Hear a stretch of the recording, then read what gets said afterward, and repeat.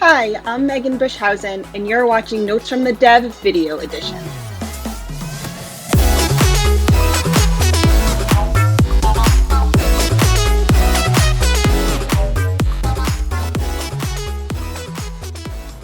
Episode of Notes from the Dev. I'm Megan, and with me today is certified email consultant Richard Thomas. Richard will be showing us how to manage whitespace and open pixels to avoid code mishaps like clipping in Gmail. How are you today, Richard? I'm good. How you doing, Megan? Doing good. Thank you for coming on to talk to us today. Thank you for the invitation. I'm looking forward to being able to get straight to it. So, Yeah, um, let's get right into that code.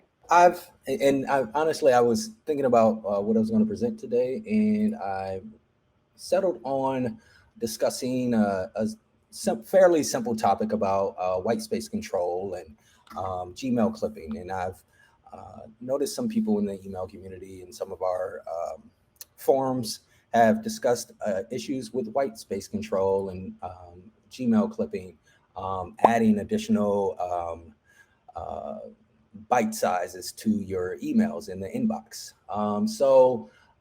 I've identified a solution that I've worked out for a client that I work with, um, and that solution is fairly simple. Where the problem right now, as you can see on the left, is that we have um, the opening body tag of the email where you have your open pixel, you have the opening tags for your pre-header, and then you have about 400 or 500 lines of white space. And then you might encounter that young preview um, that you'll see in your inbox, and then some more white space.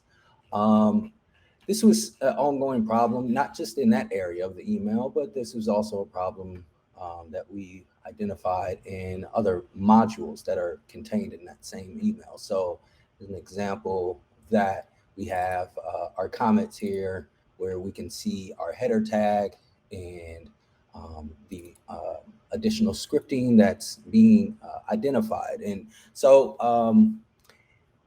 certain ESPs, you have different delivery methods that you can leverage in order to execute your send to your recipients. And those delivery methods sometimes can result in a better outcome than others, some where you can reduce that white space. And so there are some ESPs, that will compile all of the logic, the script. We all use different types of JavaScript or scripting tags that we use for different ESPs. And with those tags, some of those ESPs execute those directives, those functions pre delivery to your um, um, pre-delivery to your email client. And uh, with that, you have some where you can possibly have that same sort of transmutation creating that white space. And so the method that we created in order to reduce that white space is to configure and deliver all of that data in a flat file, essentially using either API or webhooks that compile all of the personalization, execute all of those individual directives or functions pre-send. And that, in essence, reduces that white space that is created on the left um, and occurs in between each of these modules here. So that's it, really. It's just that simple. Um, I don't know if there's, the takeaways mainly from this is, um, the solution really reduces that white space. It reduces the likelihood of you having the Gmail clipping.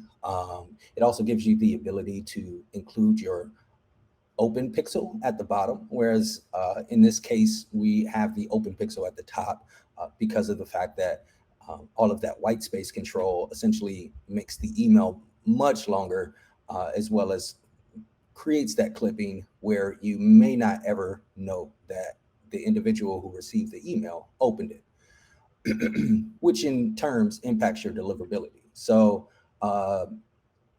for anyone who may be experiencing such a problem, I would highly recommend considering your delivery methods in which you define both your personalization and contain your any modules that leverage any scripting, JavaScript, or any ESP-based programming language. So there you have it. Cool. So if I'm understanding this right, What's up? you take a script and you put it in the email, and that runs before send. This is the first time I'm hearing doing it this way.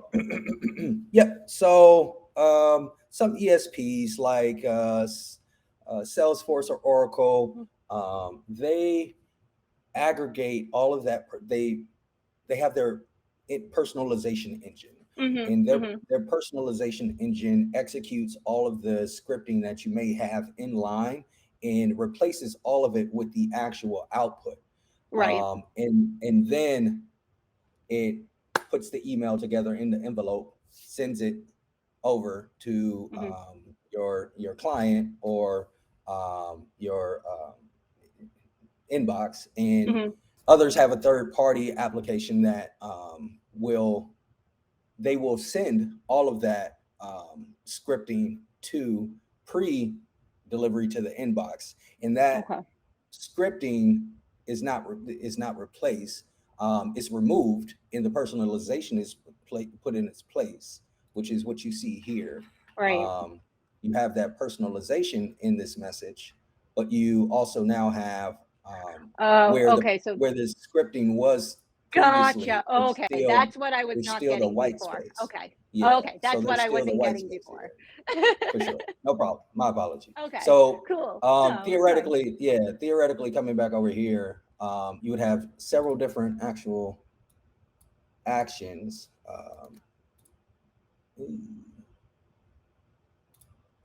That are occurring. This is basically what's creating the white space here. Okay. Is these different directives that are being called into the email. And so what is happening is all of those directives are being executed pre-send, and then the send is occurring. And then you're ending up with all the space. That white space. Yeah. Gotcha. Okay. That white space is no longer present over on this side. Okay. Cool. Now I got it. Okay, cool. Makes sense. I totally wasn't getting it before. I totally got it now. Okay. Cool. Sounds like something that you run into a lot if you're in like an enterprise system doing a lot of that dynamic and personalized content. Absolutely. That's a good point there too. Yeah, absolutely. When you're working in an enterprise level, where you have a lot of MarTech tools that are stacked on top of your ESP or required in order to include that some of those personalizations, some of those recommendations that you can perform in order to reveal content that is intended for the recipient or your user. Absolutely, those are scenarios where that most often occurs. So, and to that point, even if you're at that enterprise level, you also still have to maintain your deliverability. Just because you're operating at such a scale does not mean that you aren't there aren't rules to the road that you have to still keep in compliance with. So. Right, exactly. And it's always good to have that open pixel down towards the bottom of the email instead of the top whenever possible, so that you don't end up with like super inflated openings more than they already are.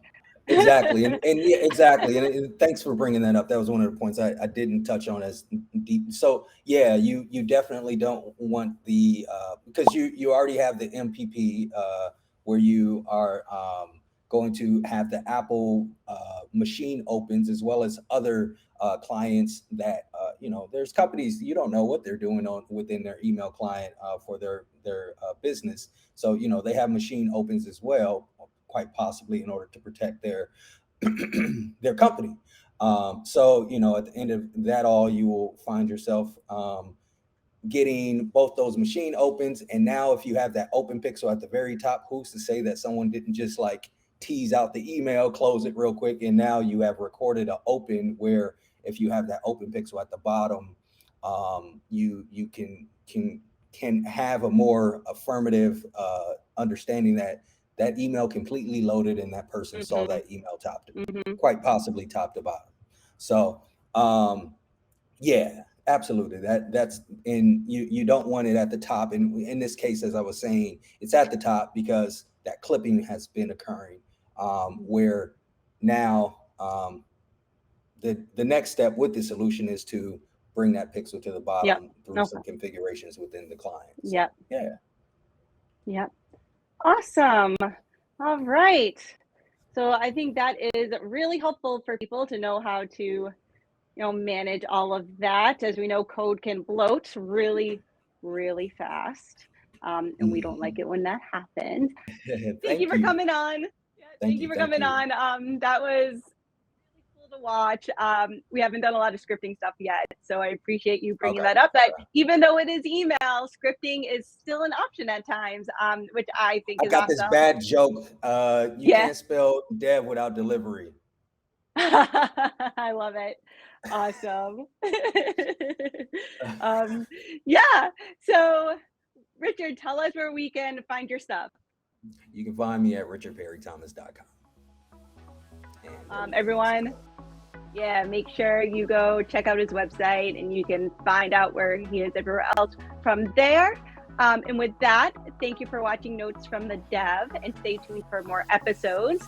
Make sure you like, follow, and subscribe to our channel. We'll see you next time. Bye.